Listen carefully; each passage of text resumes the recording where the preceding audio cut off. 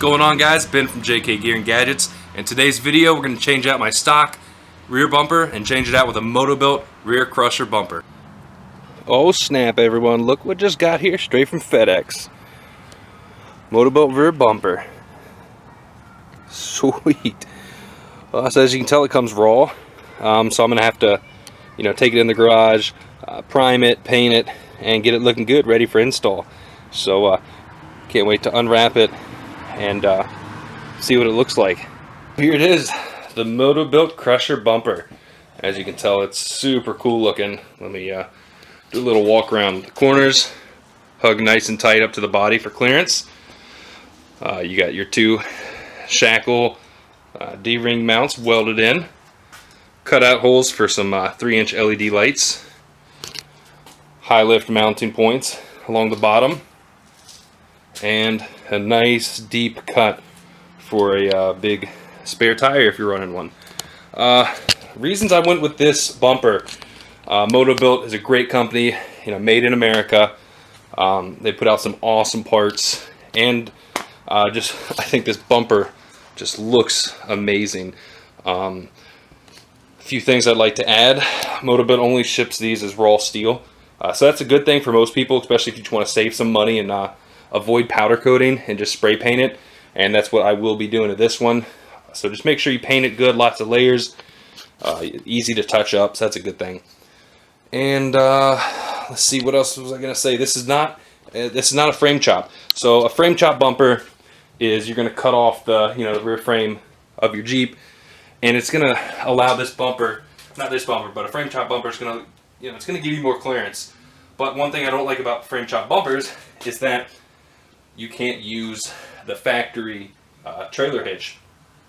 For some people that's not a big deal. For me it is. I tow my trailer. I know they have some frame chop bumpers that have a receiver built in, but I don't really trust the whole weight of a trailer just on the two side tying into the frame. So this is going to keep the rear frame cross member there and the OEM hitch. So that's a no-brainer for me. That's why I chose this bumper. And I can't wait to go ahead and throw it on the Jeep and see what it looks like. But first, I got to paint it. And one thing I'd like to mention is you can get 10% off all Motobilt products by using the code BEN10. I'll throw it in the comments section below. But if you've never checked out their website, they got bumpers for all types of Jeeps. CJs, YJs, TJs, JKs. They got bumpers, diff covers, axle parts, brackets, tabs, builder's parts, frame halfback kits, you name it, they have it. It's all high quality material, but like I said, BEN10 at checkout will get you 10% off, and should be free shipping over $100. They usually run that special, so yeah, do that, get yourself bumpers, diff covers, all that goodies. But yeah, I'm gonna go ahead and throw some paint on this, and let's get it installed. Alright, so I went ahead and mocked it up. Figured I'd give you guys a little teaser shot of what it looks like before it's painted. So as you can tell, I threw the cube lights in. And dude, this bumper looks amazing. Yeah, it speaks for itself. So just do a real quick teaser shot. I just threw it on, didn't bolt it up or anything. But I wanted to, give you guys a look before it's black. But man, this thing's beautiful. So there she is. Alright, time to take it off and go ahead and paint it.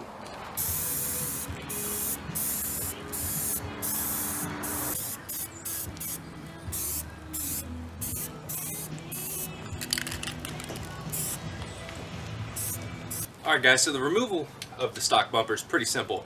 It's going to be our first step before we put the bumper on. All you'll need is either a breaker bar or ratchet and a 16mm socket. So let me show you where all these mounting bolts off. We're going to pop them off and then pull the bumper. Alright, so first things first, we are going to take off these two frame bolts. Don't worry about taking these two off because we're going to pull the whole bumper and brackets off as one. Alright, so now that we got both sides, the right side of the Jeep and the left side, take these two bolts off. You'll notice it's loose, but the bumper is not coming down yet because there are two more bolts underneath the bumper. But right at the back where the bumper is, There's a bolt here that attaches to a bracket on the Jeep up there, and another one over here.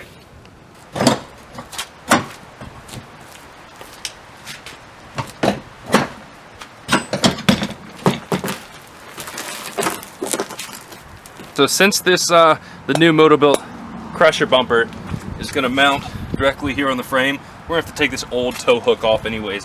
It's not a worry because the new bumper comes with D-ring shackle mounts on the bumper themselves. So I'd highly recommend spraying penetrating oil PB blaster on the inside, because these are probably, if they're anything like mine, got a lot of mud, cake, rust on them. So we're going to get a big breaker bar and go ahead and break these free and take them off. Alright, so I've been fighting this for a few minutes. I just want to go ahead and say that most likely that nut and bolt right there is going to be super tight. Not tight, but mine was a little bit rusted and just seized up, so I went ahead and used the pair of old trusties and started out with that guy, that breaker bar. Actually, that's the torque wrench. Both of these are torque wrenches, but they're both broke, so I use them as breaker bars. And that stopped working, so I busted out the big boy. And as you can tell, that thing's huge, and it's getting it off. But if you don't have anything this long, you can use a pipe, or even just get a cutoff wheel. And at this point, I don't know why it's not focusing. Cut off the bolt head and pull that little bracket out of there. So, because most likely you're not going to be reusing it. Alright, so put one coat of paint on the bumper. I'm going to go ahead and flip it over to the other side, but while that's waiting, I figured I'd show you guys something that I noticed. So the bumper is going to mount to the receiver hitch via these two holes right there, so let me go out and show you that. And one thing I noticed, that different Jeeps are different based on the year in regards to the trailer hitch. So on this one, on mine, 2010, the nuts are facing the outboard side, this side, and they have little welds on them, as you can tell. Other years have the nuts on the back side, and the bolts go this way. The bumper is going to sit flush here, and you're going to need to put the bolt through this way. So if you're like me and have the nuts welded on the outside, simply just get a socket, your ratchet, and a really long breaker bar, and break those welds off by just loosening this nut. It's really not that hard, because as you can tell, the welds aren't, you know, super deep. They're just to hold the nuts from spinning. So break those two outside ones off, and then we're going to run the bolts this way and have the nut on the back. As you can tell, the bumper is on.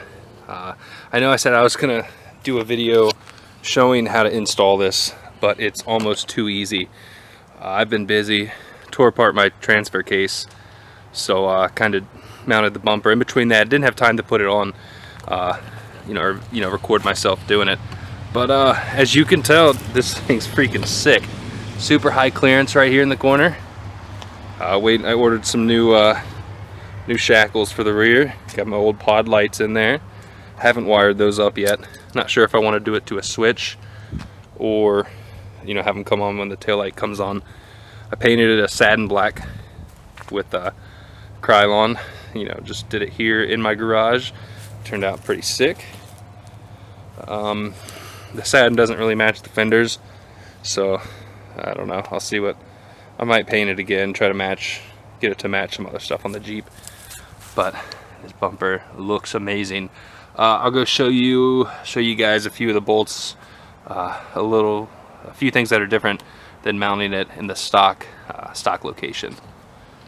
Alright, so mounting this bumper, it's going to use these two original bolts up there in the frame. I know I said earlier in the video that you'd have to drill this out through the frame. I was incorrect. You get this bolt that they provided and stick it through. You'll notice there's a big cutout in the frame here already. And Motobilt provides a big square washer, which might be hard to see behind here. It's a big square, piece of steel to use as a washer, pretty much. And put the bolt there, tighten it down.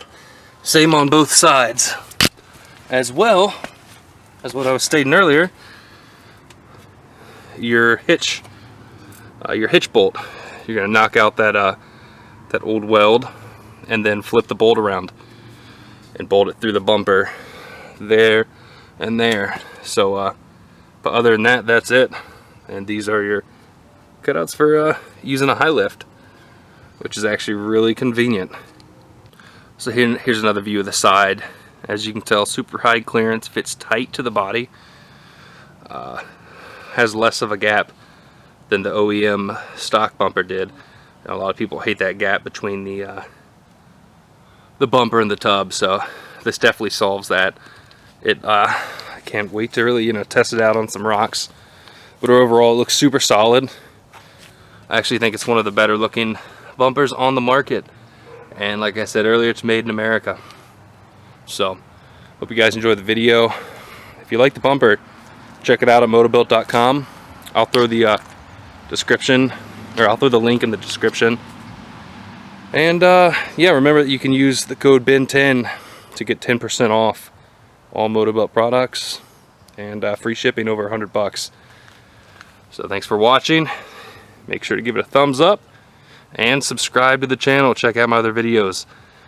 I have an off-roading trip down in Gulches, South Carolina planned in a couple weeks, so I'll be sure to get some good footage of that and of the Jeep in action, because I've been lacking on getting trail footage.